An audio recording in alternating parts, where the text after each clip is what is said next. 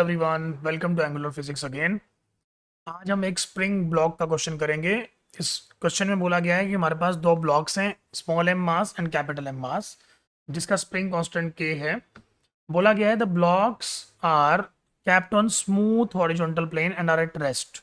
मतलब कि ये जो सरफेस है ये फ्रिक्शनलेस है और दोनों के दोनों फिलहाल रेस्ट पे हैं। स्प्रिंग अनस्ट्रेस्ड है, मतलब कि स्प्रिंग फिलहाल अपनी नेचुरल लेंथ पे है जब कांस्टेंट फोर्स कैपिटल एफ ने एक्ट करना इसके ऊपर स्टार्ट किया, राइट। आपको बताना है maximum extension of the spring. अब देखो, एक और बात यहाँ पे जो इंपॉर्टेंट है वो है कि कांस्टेंट फोर्स लग रही है, राइट। इस क्वेश्चन को मैं दो मेथड से करूंगा, मतलब दो अलग अलग फ्रेम से करूंगा, राइट। एक बार सेंटर ऑफ मास के फ्रेम में, एक बार अलग फ्रेम में, राइट। सबसे पहले सोचते हैं, सबसे पहले मैं इसको कर रहा हूँ सेंटर ऑफ मास के मेथड से, राइट। तो पहले बहुत ध्यान से सुनेंगे, सबसे पहले क्वेश्चन को सोचेंगे कि सोच क्वेश्चन में हो क्या रहा होगा। देखो, जब मैं कैपिटल एफ फोर्स से कैपिटल एम मास को खींचूंगा तो होगा क्या। उस वक्त आप ऐसा मान के चलिए कि कैपिटल एम आगे जाएगा, उसके ऊपर स्प्रिंग जब खींचेगा तो स्प्रिंग क्या करेगा, स्प्रिंग एक रिस्टोरिंग फोर्स लगाएगा के एक्स की, राइट और रॉन्ग, जो उसको कैपिटल एम मास को क्या करेगा, अपोज करेगा, राइट। वहीं पे अगर आप स्मॉल एम मास को देखो तो स्मॉल एम मास पे भी एक के एक्स फोर्स लगेगी जो कि राइट में लगेगी, राइट और रॉन्ग। स्मॉल एम मास पे फोर्स लगेगी इधर की तरफ और कैपिटल एम मास पे फोर्स लगेगी इधर की तरफ। अब स्मॉल एम मास पे तो सिर्फ और सिर्फ एक्सेलरेटिंग फोर्स ही है, यस और नो, ऑब्वियस सी बात है। बहुत बढ़िया। तो मैंने बोला कि अगर स्मॉल एम मास पे सिर्फ एक्सेलरेटिंग फोर्स है तो वो तो एक्सेलरेट ही होगा, मतलब उसकी स्पीड तो बढ़ेगी ही, है ना। लेकिन कैपिटल एम मास पे सोच के देखिए कि जैसे जैसे जैसे स्प्रिंग का एक्सटेंशन बढ़ता जाएगा तो क्या के एक्स का मैग्नीट्यूड बढ़ता जाएगा, और एक पॉइंट ऐसा आएगा कि के एक्स का मैग्नीट्यूड कैपिटल एफ से ज्यादा हो जाएगा, राइट और रॉन्ग। उस केस में आपका कैपिटल एम मास जो होगा वो डीएक्सेलरेट होना स्टार्ट हो जाएगा, मतलब कि कैपिटल एम मास की स्पीड धीरे धीरे कम होनी स्टार्ट हो जाएगी। तो जिस पॉइंट पे दोनों की स्पीड सेम हो जाएगी, मतलब हम ऐसा वेलोसिटी जीरो हो जाएगी, उस पॉइंट पे हम ऐसा मान के चलते हैं कि लेटस से इनके बीच का एक्सटेंशन मैक्सिमम हो जाएगा, राइट। तो ये हमारी कंसेप्ट है, इसके पीछे का कंसेप्ट यही है, राइट। अब मैं इसको सॉल्व करता हूँ। सबसे पहले मैंने बोला कि लेटस से सेंटर मास की बात करते हैं, ठीक है।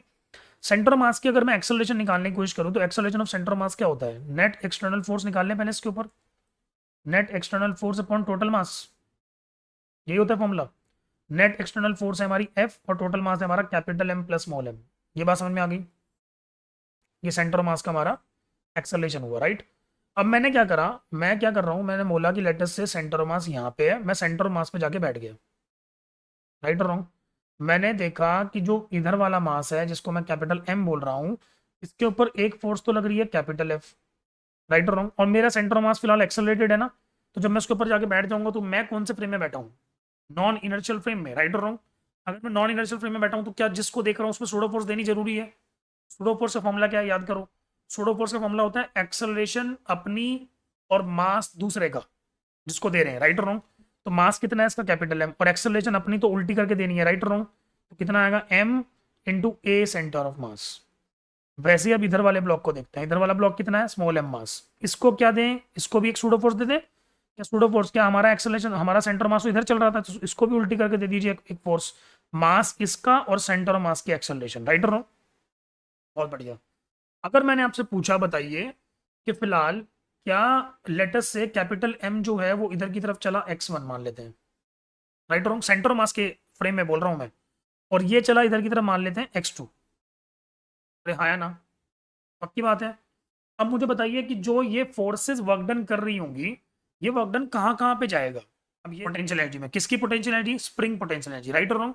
बहुत बढ़िया।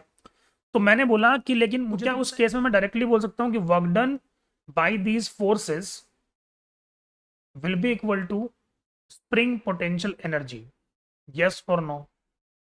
चलिए बहुत बढ़िया।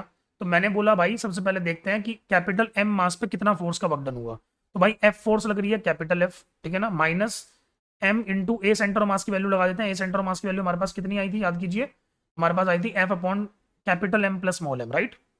हमने वैल्यू पुट कर दी। और कितना एक्सटेंशन है इसका, x1, फोर्स इंटू डिस्प्लेसमेंट हो गया।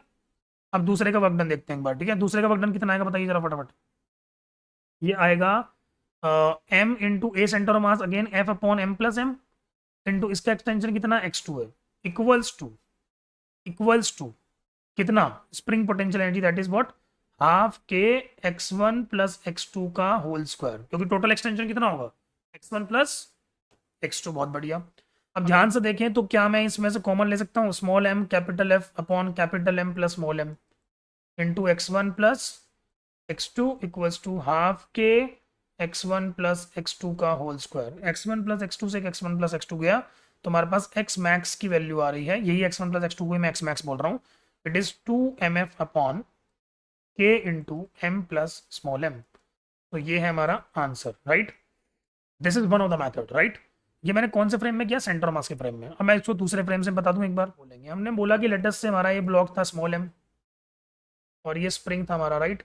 ये कैपिटल F, ये कैपिटल M मास था, इस पर कैपिटल F फोर्स लग रही थी। तो आप क्या कीजिए, सबसे पहले सिस्टम की एक्सेलरेशन निकालिए, वही जो सेंटर मास की आई थी, right. Total net force upon total mass आ गया हमारा एक्सेलरेशन।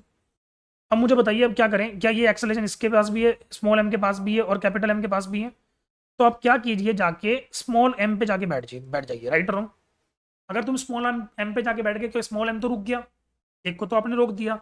अब दूसरे को क्या कर दिया, दूसरे को सूडो फोर्स दे दीजिए, कितना, कैपिटल M में, हाँ है ना। अब इसका मतलब ये हुआ, अब x1 प्लस x2 को करने की कोई जरूरत नहीं है, आप डायरेक्टली लगा सकते हो आप, क्या, क्योंकि एक ब्लॉक तो रुक गया ना, हाँ है ना। तो दूसरा ब्लॉक को क्या करना है, दूसरे ब्लॉक पे देखना है कि भाई दूसरा ब्लॉक जब भी वापस आ रहा होगा हमारी तरफ, पहले पहले हमसे दूर जाएगा ये, हाँ है ना। पहले हमसे दूर जाता जाएगा, दूर जाता जाएगा, दूर जाता जाएगा, फिर ये वापस आएगा इधर से, क्योंकि आएगा ना जब ये, तो जहां पे ये सबसे दूर है हमसे, क्या वही हमारा मैक्सिमम एक्सटेंशन वाली कंडीशन है, बिल्कुल है। तो मैं करना क्या है, जब ये सबसे दूर है तो क्या उस टाइम पे रुका होगा ये मोमेंटरीली मेरे लिए, फिर से वापस वही बोल रहा हूँ, रिलेटिव वेलोसिटी क्या हो जाएगी, जीरो हो जाएगी, राइट और रॉन्ग। अगर रिलेटिव वेलोसिटी जीरो है तो इसका मतलब ये मैं समझ चुका हूँ कि भाई इसका वर्क डन, मतलब एफ का वर्क डन कितना होगा, एफ एक्स, मान लो यहाँ से यहाँ तक का डिस्प्लेसमेंट हुआ एक्स, राइट और रॉन्ग, माइनस एम में इंटू एक्स, बोलिएगा फटाफट, इक्वल टू किस में कन्वर्ट हो जाएगा ये, हाफ के एक्स स्क्वायर में। और कुछ करना ही नहीं है, मैं तो बोल रहा हूँ। ध्यान से देखें, एक्स एक्स और एक्स छम्मा छम्मा हो गया। बताइए जरा एक्स की वैल्यू क्या आई, वैल्यू आई 2 इंटू एफ माइनस एम में अपॉन के, यही आ रही है वैल्यू। कैलकुलेट कर लेते हैं इसको, 2 into capital F minus capital M into A की वैल्यू क्या थी, M upon capital M plus small M और अपॉन के भी है, राइट और रॉन्ग। बताइए जरा आंसर क्या आया, एक्स इक्वल्स टू आया 2 into small M F upon capital M two small M upon के।